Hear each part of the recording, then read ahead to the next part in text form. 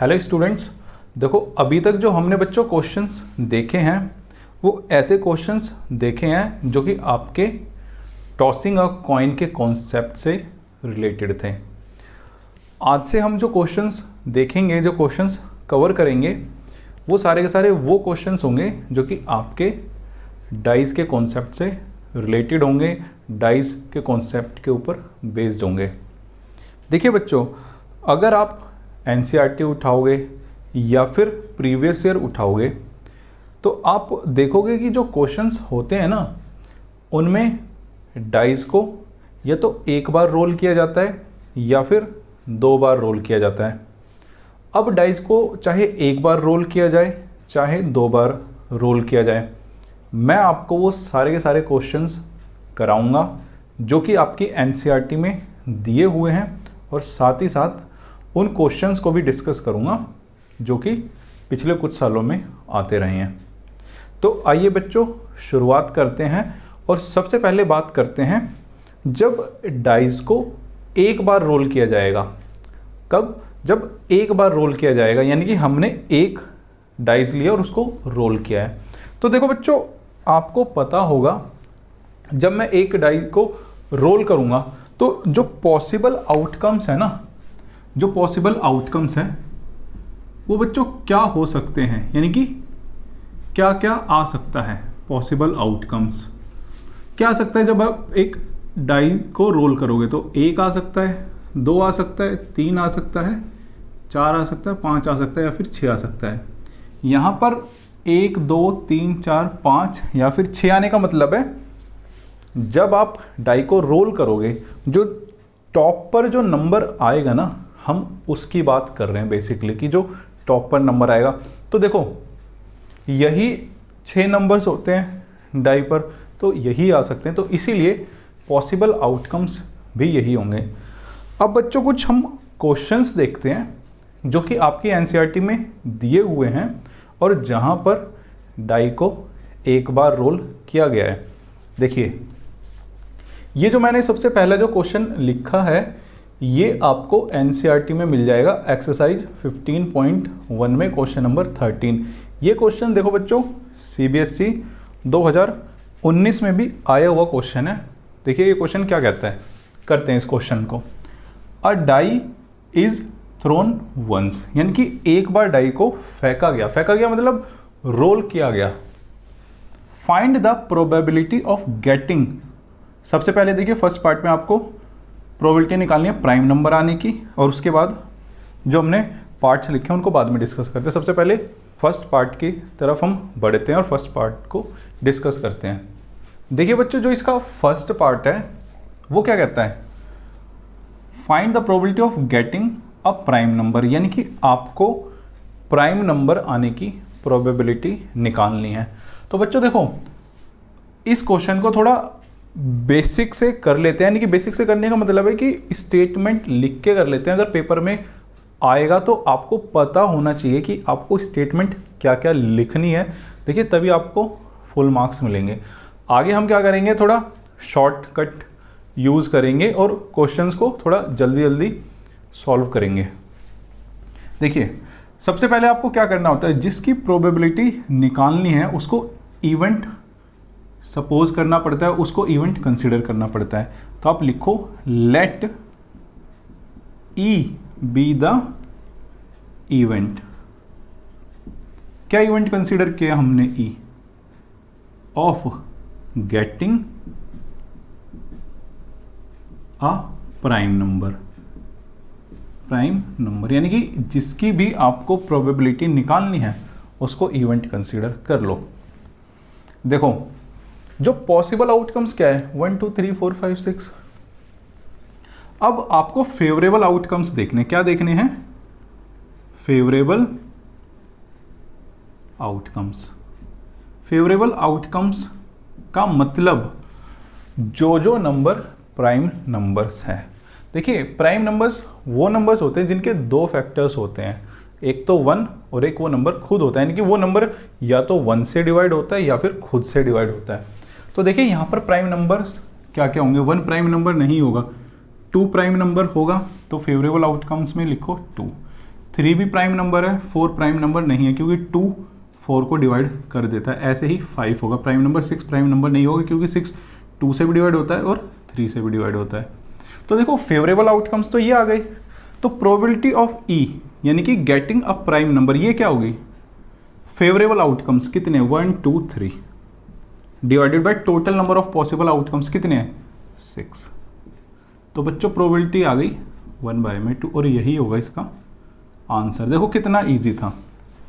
अगर आपको कॉन्सेप्ट की पकड़ है तो आप इजीली क्वेश्चंस को कर पाओगे। अब इसके नेक्स्ट पार्ट की बात करते हैं।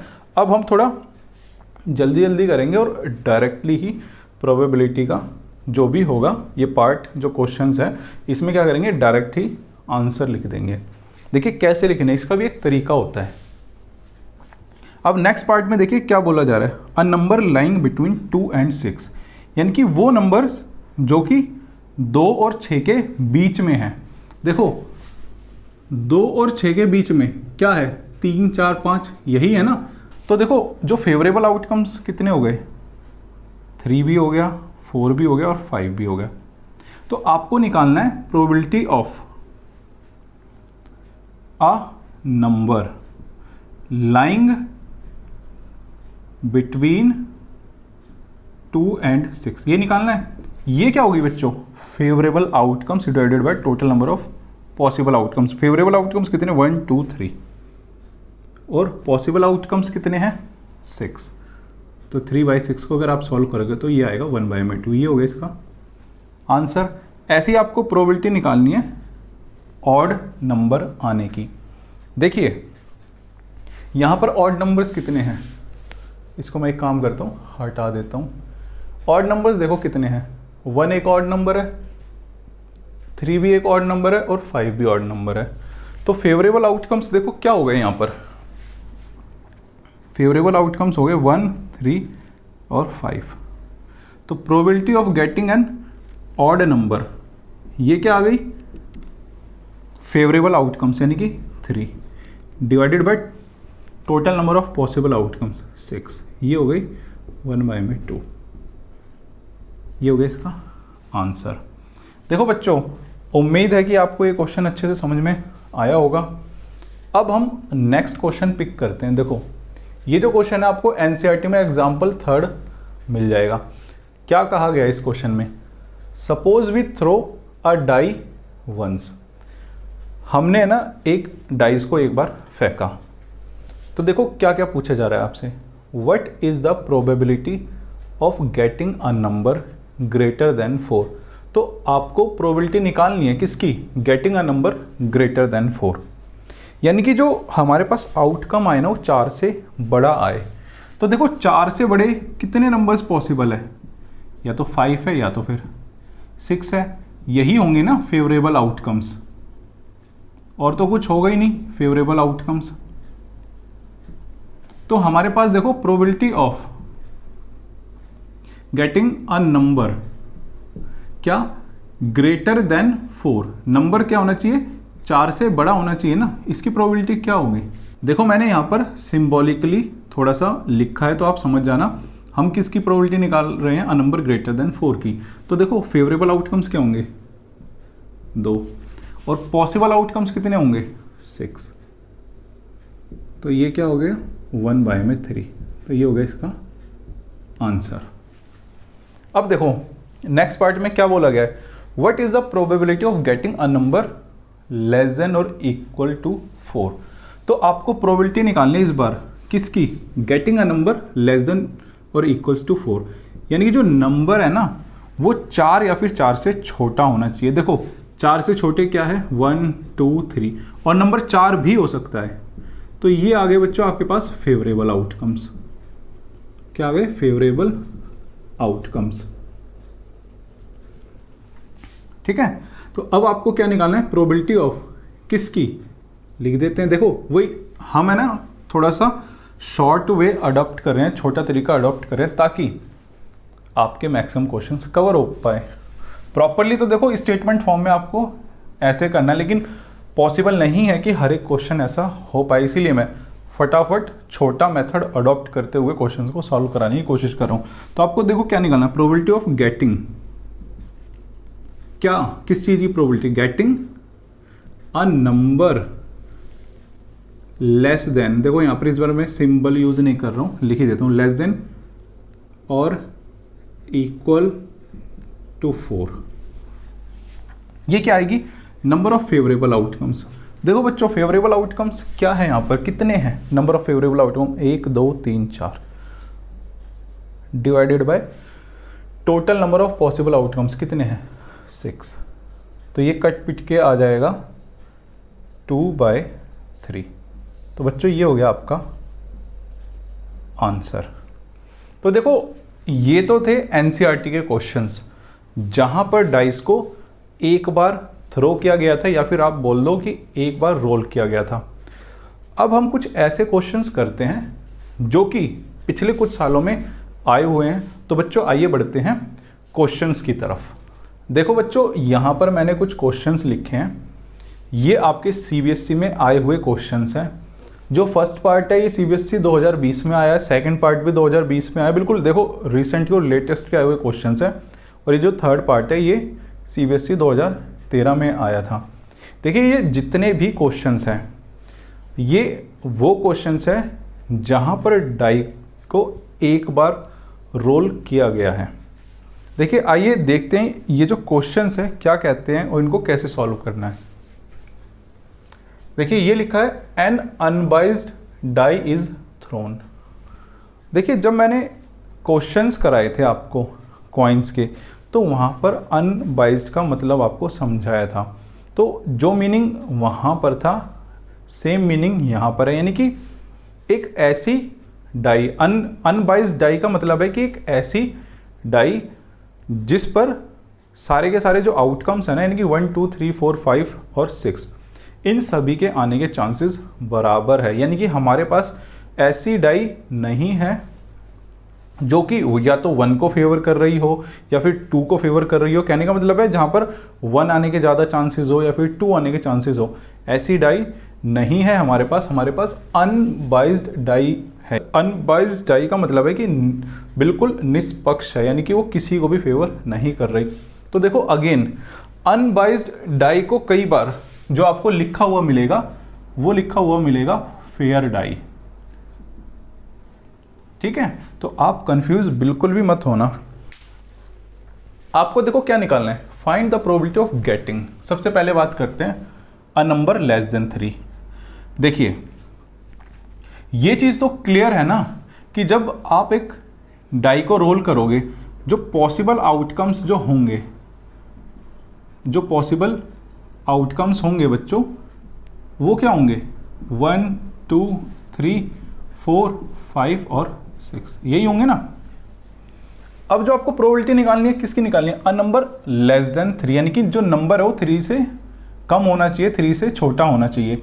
तो फेवरेबल आउटकम्स देखो क्या हो जाएंगे, फेवरेबल आउटकम्स यानी कि जब नंबर 3 से छोटा है, स्ट्रिक्टली छोटा है, लेस देन इक्वल्स टू नहीं लिखा, सिर्फ लिखा है लेस देन 3। तो देखो 3 से छोटे कितने नंबर्स हैं, 1 और 2। तो अब आपको प्रोबेबिलिटी जो निकालनी है ना उसको लिख दो, प्रोबेबिलिटी ऑफ अ नंबर, देखो मैं शॉर्ट में लिख रहा हूँ लेस देन 3। लेस देन 3 का मतलब ये मैं सिंबॉलिकली लिख रहा हूँ। तो ये क्या होगी, फेवरेबल आउटकम्स कितने हैं 1 2 divided by total number of possible outcomes, ये कितने हैं 6। तो बच्चों आंसर हो जाएगा 1/3। अब नेक्स्ट पार्ट की तरफ बढ़ते हैं। देखिए नेक्स्ट पार्ट क्या कहता है, एन इवन प्राइम नंबर, यानी कि जो प्राइम नंबर है वो क्या होना चाहिए, इवन होना चाहिए। तो बच्चों देखो जो प्राइम नंबर्स है वो कितने हैं यहाँ पर 2 3 और 5, लेकिन जो प्राइम नंबर होना चाहिए वो क्या होना चाहिए, इवन होना चाहिए ना। तो यानी कि हम इनको कंसीडर ही नहीं करेंगे क्योंकि ये क्या है, ऑड है। तो हमारे पास इवन प्राइम नंबर जो आया वो क्या आया, सिर्फ और सिर्फ 2 बचेगा। और आप एक चीज़ हमेशा ध्यान रख लेना, इस दुनिया में जितने भी प्राइम नंबर्स हैं सिर्फ और सिर्फ दो ही एक ऐसा उनमें से प्राइम नंबर है जो कि इवन है। दो के अलावा कोई भी आपको प्राइम नंबर ऐसा नहीं मिलेगा जो कि इवन होगा। तो ये क्वेश्चन हो सकता है कि नंबर सिस्टम वाला जो चैप्टर है ना वहाँ डायरेक्ट भी आ जाए, और मैंने कराया भी है ये क्वेश्चन कि सिर्फ दो ही इकलौता ऐसा नंबर है जो कि प्राइम नंबर होने के साथ साथ इवन भी है। तो देखो ये तो हो गए favourable outcomes, favourable outcomes, outcome की सिंगल है, ठीक है।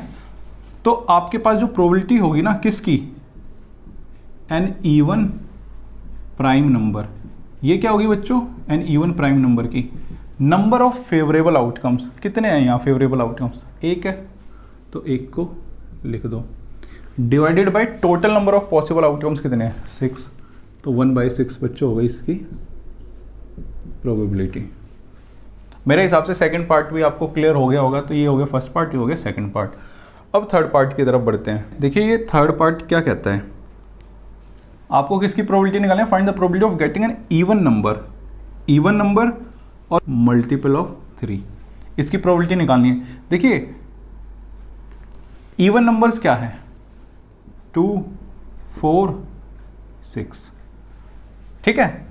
और मल्टीपल्स ऑफ 3 क्या है, अगर मैं देखूं तो 3 के यानी कि जो पहाड़े में आते हैं 3 और 6। तो देखिए और का मतलब है कि आपको ऐसी फैमिली कंसीडर करनी है जिसमें ये सारे के सारे आउटकम्स आए। तो देखो 2, 4, 6 तो ऑलरेडी आ चुका है ना, तो 6 को हटा दो। तो आपको क्या एडजस्ट करना है, सिर्फ 3 करना है ना। तो एक काम करते हैं, तरीके से थोड़ा लिख देते हैं, यानी कि जो आपके पास जो आउटकम्स आएंगे ना इस केस में वो आएंगे 2, 3, 4 और 6। तो आ तो क्या, देखो इसको हटा देते हैं, कोई कंफ्यूजन ना हो, इवन नंबर और मल्टीपल्स ऑफ 3। तो यही तो हमारे पास कलेक्शन बनेगी ना। देखो इसमें इवन नंबर्स भी है और मल्टीपल्स ऑफ 3 भी है, ये आपको समझ आ गया होगा। तो देखो प्रोबेबिलिटी क्या होगी, probability of an even number यानी कि इवन नंबर और अ मल्टीपल ऑफ 3, ये क्या होगी बच्चों, number of favourable outcomes. Favourable outcomes कितने हैं, 4 divided by total number of possible outcomes. तो बच्चों ये आ गया 2/3, ये हो गया आंसर। बट अभी ये देखो क्वेश्चन मेरे हिसाब से खत्म नहीं हुआ है। हो सकता है कि इस पार्ट में थोड़ा सा चेंज करके क्वेश्चन ऐसे भी पूछा जा सकता है, और को हटा के क्वेश्चन में आपके पास एंड भी आ सकता है। और अगर एंड आ गया तो क्वेश्चन को करने का तरीका भी पूरा का पूरा चेंज हो जाएगा और आंसर भी चेंज हो जाएगा। देखिए एंड और में बहुत बड़ा डिफरेंस है, मैं आपको समझाता हूँ। मान लो क्वेश्चन ऐसा आ जाता है, find the probability of getting an even number and a multiple of 3। तो देखिए इस बार आपको क्या करना है, आपको ऐसे आउटकम्स कंसीडर करने हैं जो इवन नंबर भी हो और मल्टीपल ऑफ 3 भी हो, यानी कि दोनों की दोनों प्रॉपर्टी को होल्ड करे। तो देखो इवन नंबर्स तो ये हो गए, अब इनमें से मल्टीपल ऑफ 3 क्या है, सिर्फ और सिर्फ 6 है ना। तो आपके पास देखो फेवरेबल आउटकम जो आएगा ना, फेवरेबल आउटकम वो क्या आएगा बच्चों, 6। तो इस केस में जो प्रोबेबिलिटी होगी किसकी, an even number and a multiple of 3, ये लिख लेना आप यहाँ पे, वो क्या होगी, favourable outcome divided by total number of possible outcomes. तो देखो एंड और का बहुत ही तगड़ा खेल है। मैंने आपको दोनों केसेस करा दिए जब क्वेश्चन में और आएगा और एंड आएगा। देखिए और का मतलब है कि इसको और इसको उठा के आप एक फैमिली बना देना, यानी कि जो इवन नंबर्स है क्या थे, 2, 4, 6 और मल्टीपल्स ऑफ 3 क्या थे, 3 और 6। तो दोनों को मर्ज कर देना, दोनों को क्लब कर देना, जो भी पॉसिबल आउटकम्स आएंगे वो ये आएंगे। और एंड के केस में क्या है कि इवन नंबर तो हो ही हो, साथ ही साथ मल्टीपल ऑफ 3 भी होना चाहिए। तो देखो इवन नंबर तो हो लेकिन मल्टीपल ऑफ 3 भी होना चाहिए, तो उस केस में पॉसिबल आउटकम आपके पास ये निकल के आता है। तो उस केस में प्रोबेबिलिटी होगी आपकी, अगर मैं इस क्वेश्चन में और की जगह एंड कर दूं तो प्रोबेबिलिटी होगी favourable outcomes divided by total number of possible outcomes. तो बच्चों यहाँ तक मेरे हिसाब से आपको क्वेश्चन क्लियर हो गए होंगे। बच्चों अब हम एक काम करते हैं, थोड़ा आगे बढ़ते हैं और बात करते हैं जब एक डाई को 2 बार रोल किया जाएगा तो क्या क्या पॉसिबल आउटकम्स हो सकते हैं, क्या क्या क्वेश्चंस हो सकते हैं। लेकिन आगे बढ़ने से पहले मैं आपको एक चीज़ क्लियर कराना चाहूँगा कि ये जो मैंने 2 एक्सपेरिमेंट्स लिखे हैं ना, यहाँ पर क्या लिखे हैं, थ्रोइंग अ डाई ट्वाइस, यानी कि एक डाई को 2 बार रोल करना, 2 बार फेंकना। और जो दूसरा एक्सपेरिमेंट लिखा है वो लिखा है थ्रोइंग 2 डाइज साइमल्टेनियसली, यानी कि 2 डाइज को एक साथ रोल करना, एक साथ फेंकना। ये दोनों के दोनों जो एक्सपेरिमेंट्स है ना, ये सेम होंगे। तो यहाँ पर आप लिख भी लो कि जो दोनों के दोनों एक्सपेरिमेंट्स क्या होंगे, सेम। अगर सेम होंगे तो इनके जो पॉसिबल आउटकम्स हैं वो भी सेम होंगे। ये चीज़ क्लियर है। तो देखो, अगर मैं ये बोलूँ ना कि थ्रोइंग अ डाई ट्वाइस, यानी कि एक डाई को 2 बार रोल किया गया, 2 बार फेंका गया, तो उसका मतलब सेम ही होगा कि थ्रोइंग 2 डाइज साइमल्टेनियसली, यानी कि 2 डाइज को हमने एक साथ रोल किया। क्योंकि इनका मतलब सेम है तो अब हम एक काम करते हैं, पॉसिबल आउटकम्स लिखते हैं उस केस में जहां पर 2 डाइस को एक साथ रोल किया जाएगा। देखिए, जब आप 2 डाइस को रोल करोगे तो मान लो कोई ना कोई फर्स्ट और सेकंड डाइस तो कंसीडर करनी पड़ेगी आपको। तो आपको एक काम करना है, जो फर्स्ट डाइस है ना उसके जो पॉसिबल आउटकम्स है ना उनको वर्टिकली लिखना है, और जो सेकंड डाइस है उसके जो पॉसिबल आउटकम्स है उसको आपको हॉरिजॉन्टली लिखना है। देखिए, जो पॉसिबल आउटकम्स क्या क्या होंगे डाइस के, 1 2 3 4 5 6 यही होंगे, इनके अलावा तो कुछ नहीं होगा। लेकिन अब हम बात करते हैं जब 2 डाइस को ना एक साथ हम रोल करेंगे तो क्या क्या पॉसिबल आउटकम्स निकल कर आएंगे। तो देखिए, आपको करना क्या है, आपको कंसिडर करना है कि जब मान लो आपने फर्स्ट डाइस को रोल किया तो देखो, मान लो कि 1 आ गया उस पर, तो सेकंड डाइस पर 1 2 3 4 5 6 कुछ भी आ सकता है।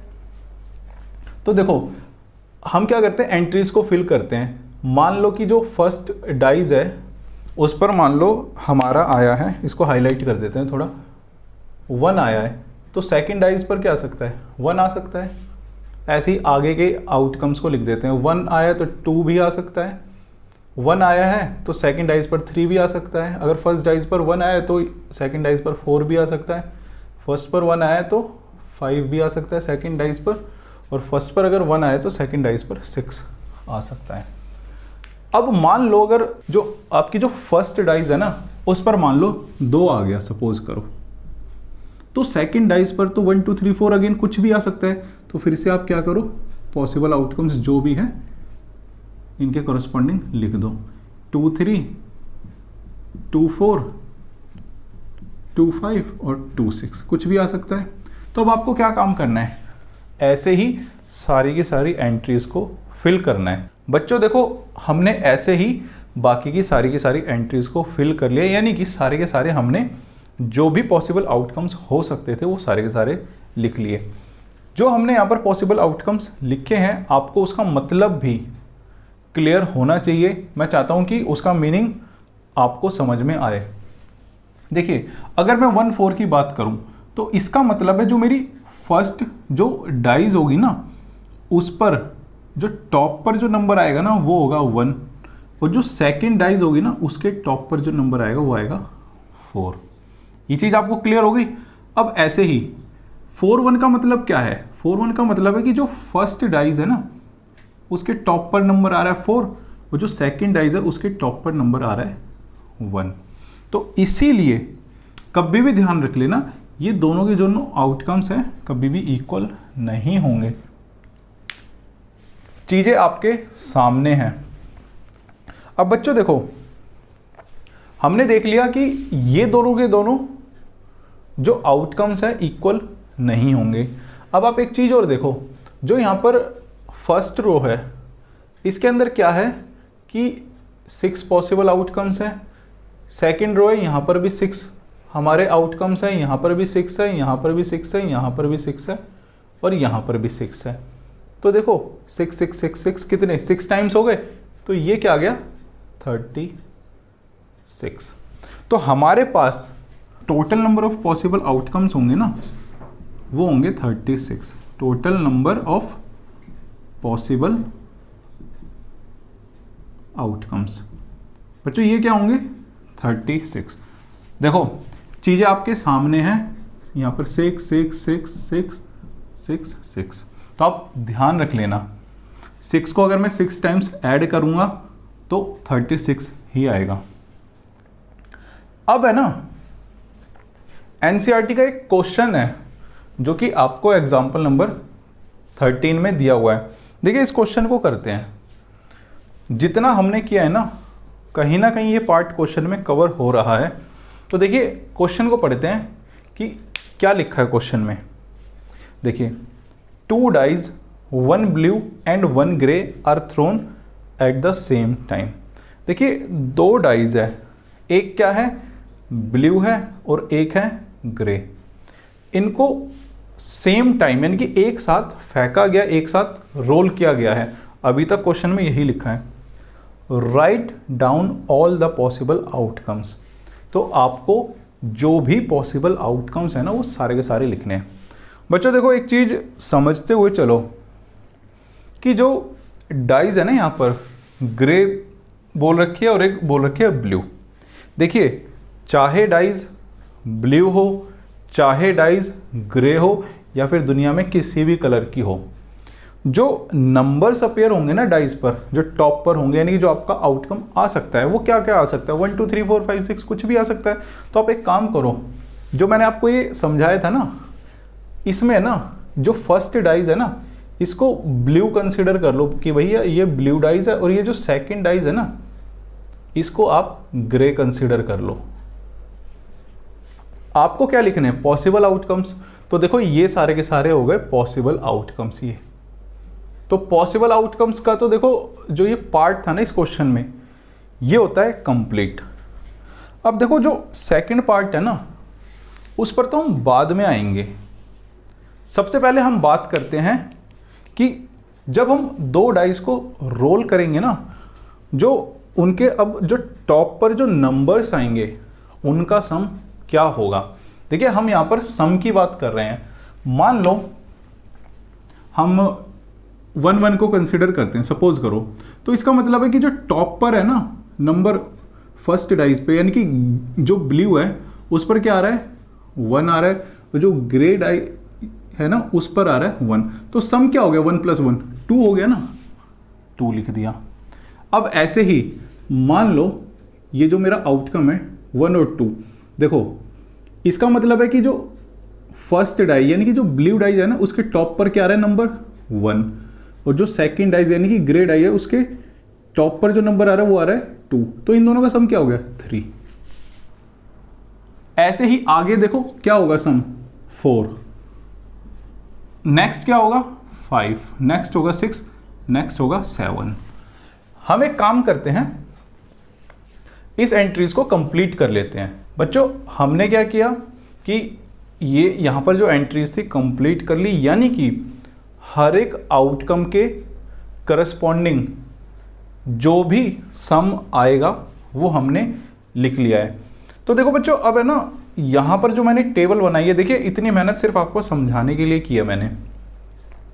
यहाँ पर देखो जो सम है ना सबसे छोटा क्या है मेरे हिसाब से, तो देखो इस पूरी की पूरी टेबल में सबसे छोटा जो सम मुझे दिखाई दे रहा है वो 2 है।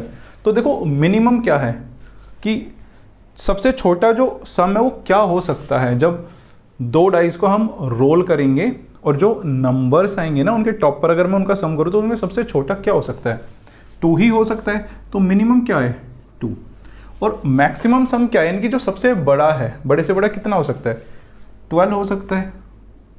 तो मेरे हिसाब से देखो ये चीज़ क्लियर हो गई होगी आपको। तो सम क्या हो सकता है यहाँ पर जब आप 2 डाइस को रोल करोगे, तो देखो सम क्या हो सकता है 2 भी हो सकता है 12 भी हो सकता है, और बाकी देखो ये जो नंबर्स है 2 और 12 के बीच में ही है। तो सम है ना हमेशा ग्रेटर देन इक्वल्स टू 2 होगा और लेस देन इक्वल्स टू 12 होगा। तो बच्चों देखो ये चीज़ आप है ना ध्यान रख लेना, और ये चीज़ कितनी इंपॉर्टेंट है ये आपको अभी क्वेश्चन का जो हमारा नेक्स्ट पार्ट बचता है ना इसमें पता चलेगी। देखिए अब हम फाइनली बात करते हैं क्वेश्चन के नेक्स्ट पार्ट की, जो कि काफ़ी इंपॉर्टेंट है। नेक्स्ट पार्ट में बोला गया what is the probability that the sum of two numbers appearing on the top of the dies is 8। यानी कि क्या प्रोबेबिलिटी है कि जो सम आएगा ना दो नंबर्स का, जो वो दो नंबर्स होंगे वो क्या होंगे, डाइज के टॉप वाले नंबर्स होंगे, उनका सम होगा 8 होगा, 13 होगा, या फिर लेस देन और इक्वल्स टू 12 होगा। देखिए सबसे पहले हम फर्स्ट पार्ट की बात करते हैं। आपको देखना है कि जो 8 है ना वो कब कब आएगा, कैसे कैसे पॉसिबल है।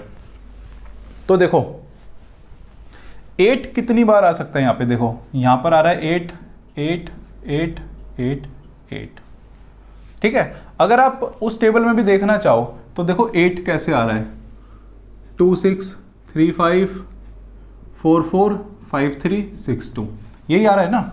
तो देखो अब आपका क्वेश्चन होगा कि क्या जब पेपर में ये क्वेश्चन आएगा तो क्या हम हर बार क्या ये टेबल बना के देखेंगे?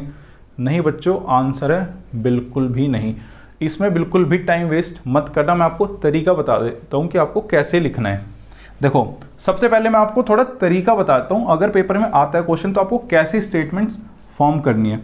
तो आपको क्या करना है, सबसे पहले तो लिखना है कि जो total number of possible outcomes है वो कितने हैं, total number of possible outcomes. सबसे पहले तो आप यही लिखो पॉसिबल आउटकम्स। ये बच्चों देखो मैंने जस्ट अभी आपको बताया कितने हैं, 36। अब जो आपको प्रोबेबिलिटी निकालनी है ना, प्रोबेबिलिटी निकालनी है, उसको है ना इवेंट कंसीडर करो। Let E be the event of getting the sum 8, ठीक है, गेटिंग द सम 8। हमने इसको इवेंट कंसीडर कर लिया। अब देखो आप देखो कि जो 8 है ना वो कैसे कैसे पॉसिबल है, किन दो नंबर्स का सम 8 हो सकता है। देखो अगर आप लॉजिकली देखोगे, अगर मान लो आप 1 को कंसीडर करते हो तो दूसरा नंबर आपको 7 लेना पड़ेगा, लेकिन 7 तो कभी टॉप ऑफ द डाइस पर आएगा ही नहीं, तो 1 और 7 को तो कंसीडर ही मत करो। अब आप आगे बढ़ो, 2 को कंसीडर करो, तो दूसरा नंबर क्या होना चाहिए आपके पास, 6 होना चाहिए। अगर हमने ये कंसीडर किया है तो हम ये भी कंसीडर करेंगे, ठीक है, यानी 6 और 2 को भी कंसीडर करेंगे। अब 2 से आगे बढ़ो, क्या आएगा 2 से आगे, 3।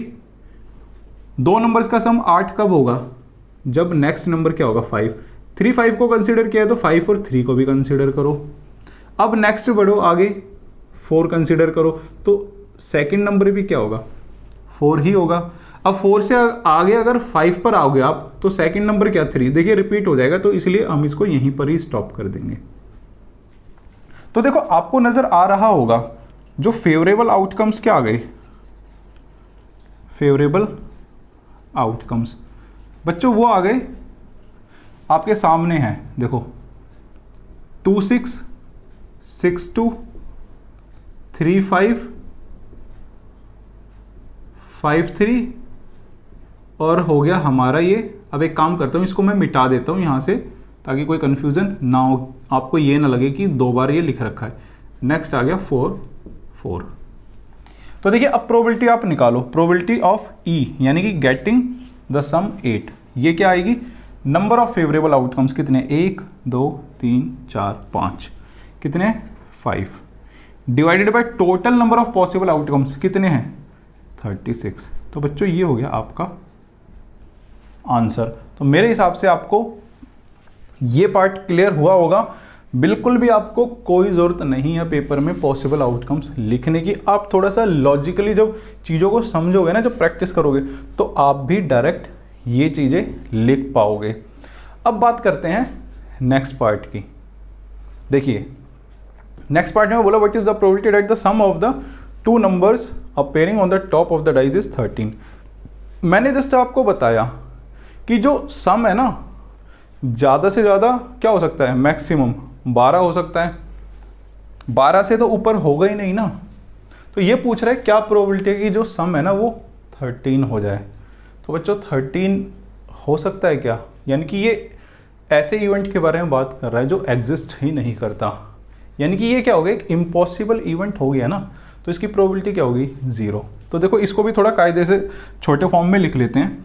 तो देखो कोई भी ऐसा मेरे पास आउटकम नहीं है जिससे कि मेरा जो सम है ना वो 13 आ जाए। ज़्यादा से ज़्यादा बड़े से बड़ा क्या है कि भाई दोनों पर 6 आ जाए, इससे तो बड़ा पॉसिबल ही नहीं है ना। और इस पर भी सम 12 ही बन रहा है।